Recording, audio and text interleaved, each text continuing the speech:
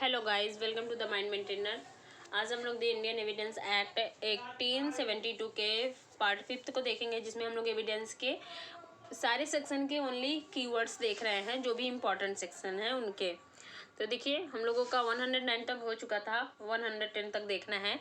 स्वामित्व के बारे में सबूत का भार 10 कह रहा है कब्जा पूर्ण, यानी कह रहा है कि प्रश्न यह है कि क्या कोई व्यक्ति किसी चीज का स्वामी है। नेक्स्ट पॉइंट है उस चीज पर उस व्यक्ति का कब्जा होना दर्शित किया गया है, या फिर यह उपधारणा की जाएगी कि वह व्यक्ति उस चीज का स्वामी है। नेक्स्ट पॉइंट है यदि कोई कहता है कि वह व्यक्ति उस चीज का स्वामी नहीं है तो उसी यह बात सिद्ध करनी होगी। नेक्स्ट पॉइंट है जिस व्यक्ति का कब्जा है उसी को संपत्ति का स्वामी माना जाता है। यह धारा इसी उपधारणा पर आधारित है। नेक्स्ट पॉइंट है वही व्यक्ति बेकब्जा कर सकता है जो उस व्यक्ति पर अपना हक सिद्ध कर दे। नेक्स्ट पॉइंट है परंतु कब्जा अवैध नहीं होना चाहिए। देखिए, ये 110 कह रहा है।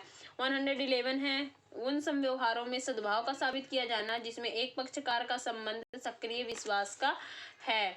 फिर है 102 है निश्चयक सबूत है जो विवाहित स्थिति के दौरान में जन्म होना धर्मजत्व का निश्चयक सबूत है कि 280 दिन के अंदर भीतर हुआ है। अगर उस बात का ये निश्चयक सबूत होगा कि उस पुरुष का धर्मज पुत्र है। 113 है जो ये कोई इंपॉर्टेंट नहीं है, एग्जाम में भी नहीं पूछता है, राज्य क्षेत्र के अभ्यर्पण का सबूत। 113 क्या कह रहा है? 113 तो हो गया। 113 एक किसी विवाहिता स्त्री द्वारा आत्महत्या के दुष्प्रेरण के बारे में उपधारणा प्रिजम्पशन। जब प्रश्न यह है कि क्या किसी विवाहिता स्त्री द्वारा की गई आत्महत्या उसके पति या पति के किसी संबंधी के दुष्प्रेरण अबेटमेंट के कारण हुई है, की गई बातें क्या हैं? आत्महत्या विवाह के 7 वर्ष के अंदर की गई हैं। सेकंड पॉइंट है मृतका के पति या पति के संबंधी नातेदार ने मृतका के साथ क्रूरता की थी। प्रिजम्पशन क्या होगा? मामले की अन्य सभी परिस्थितियों को ध्यान में रखते हुए न्यायालय यह प्रिजम्पशन कर सकेगा कि दी कोर्ट में प्रिज्यूम कि आत्महत्या पति या उसके नातेदार द्वारा दुष्प्रेरित की गई थी। भगवत वर्सेस भगवत और दास्ताने वर्सेस दास्ताने का केस है इसके साथ। फिर देखिए यह 113A जो है ये बहुत लच्छी होती है। और देखिए 113B दहेज मृत्यु के बारे में उपधारणा बताती है प्रिजम्पशन। जब प्रश्न यह है कि क्या किसी व्यक्ति ने किसी स्त्री की दहेज मृत्यु डायरी डेथ की है, सिद्ध की गई है। पहला पॉइंट है मृत्यु के कुछ पूर्व उस व्यक्ति ने उस स्त्री के साथ क्रूरता की थी या उसको तंग किया था, क्रूरटी और harassment. Next point, second point है उक्त क्रूरता या तंग दहेज की मांग के लिए या उसके संबंध में फॉर और in son with the demand of for dowry की गई थी। इसकी प्रिजम्पशन क्या होगी? उपधारणा न्यायालय या उपधारणा करेगा कि उस व्यक्ति ने दहेज मृत्यु की थी।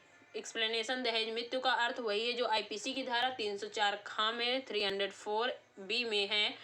सेक्शन 304B भारतीय दंड विधान के आवश्यक तत्व संक्षेप में देखिए, महिला की असमान मृत्यु अननेचुरल डेथ, विवाह के 7 वर्ष के भीतर मृत्यु, दहेज की मांग की गई थी और उसके लिए मृत्यु से कुछ पूर्व महिला से क्रूरता या तंग किया गया था।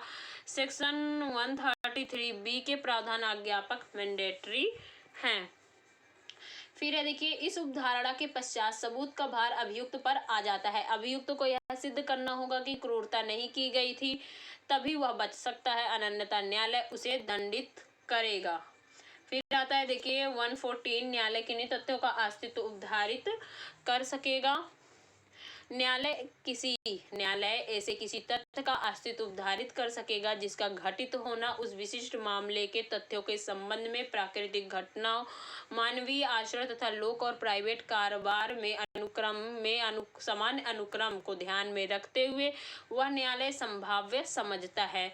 114A क्या कह रहा है ये? 114A कि बलात्संग के लिए कतिपय अभियोजन में सम्मति के न होने के बारे में उपधारणा। कुछ मामलों में पहला पॉइंट है भारतीय दंड विधान की धारा आईपीसी के सेक्शन 176 के सब क्लॉज 2 में खंड का, खा, गा, घा, अंगा, चा, छा, जा, झा आदि के जो भी रेप के अभियोजन में प्रोसिक्यूशन में जहां अभियुक्त द्वारा सेक्सुअल इंटरकोर्स करना सिद्ध हो जाता है, और प्रश्न यह है कि क्या वह उस स्त्री पीड़ित की सम्मति कंसेंट के बिना किया गया है। फोर्थ पॉइंट है, वह स्त्री पीड़िता न्यायालय के समक्ष अपने साक्ष्य में कथन करती है कि उससे सहमति नहीं दी थी। प्रिजम्पशन क्या है, न्यायालय यह उपधारणा करेगा कि उस स्त्री ने सम्मति नहीं दी थी, पीड़िता की सहमति थी, यह सिद्ध करने का भार अभियुक्त पर होगा। 114A ये बातें कह रहा है।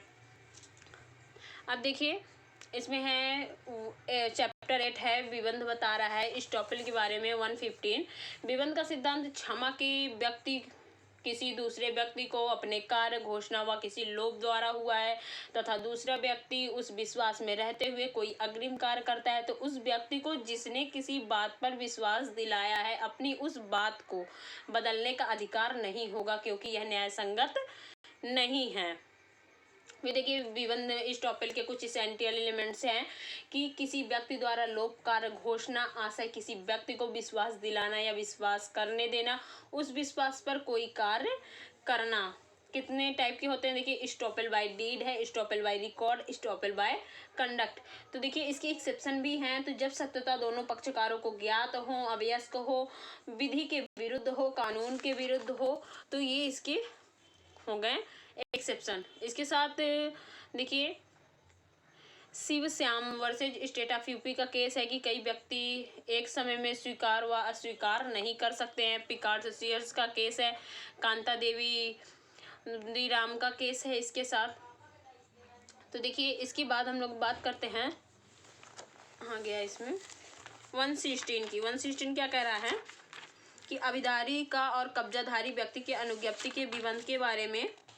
अब है चैप्टर 9 साक्ष्यों के विषय में, यानी 118 साक्ष्य कौन दे सकेगा।